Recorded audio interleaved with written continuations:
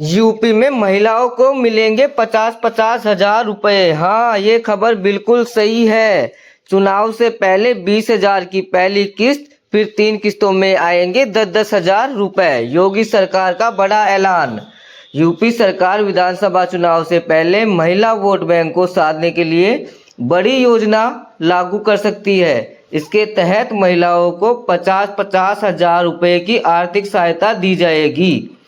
चुनाव से पहले 20,000 रुपए की पहली किस्त दी जाएगी।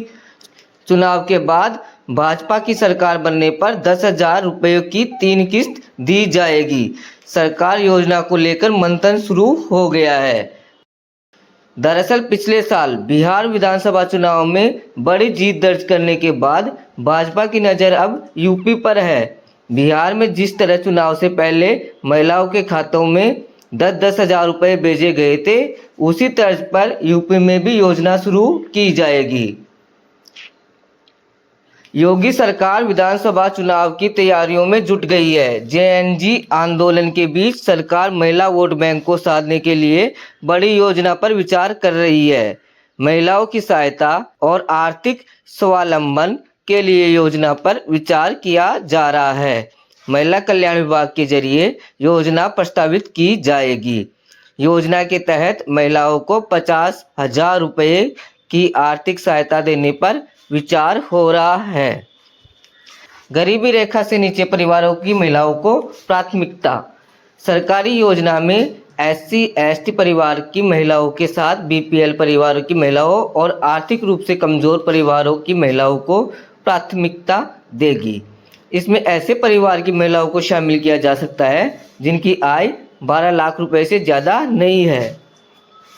सरकार के लोगों का मानना है कि महिलाओं को नगद प्रोत्साहन की योजना विधानसभा चुनाव में गेम चेंजर साबित हो सकती है। इस तरह की योजना सबसे पहले मध्य प्रदेश, फिर महाराष्ट्र और बिहार विधानसभा चुनाव में लागू की गई थी। उन योजनाओं के कारण वहां भाजपा की सरकार बनी थी। राजनीतिक विश्लेषक वीरेंद्र नाथ भट्ट का मानना है कि मध्य प्रदेश, महाराष्ट्र और बिहार में महिलाओं को नगद सहायता देने का चुनाव में फायदा मिला है। अगर यूपी में भी इस तरह की योजना सरकार लागू करती है तो निश्चित तौर पर उसका भाजपा को चुनाव में फायदा होगा। प्रदेश में करीब 5.67 करोड़ महिला मतदाता है। अगर महिलाओं को नगद राशि मिलती है तो इसका असर चुनाव पर पड़ेगा। बिहार में विधानसभा चुनाव में भाजपा की बड़ी जीत हुई थी। एनडीए ने वहां 202 सीट जीती थी।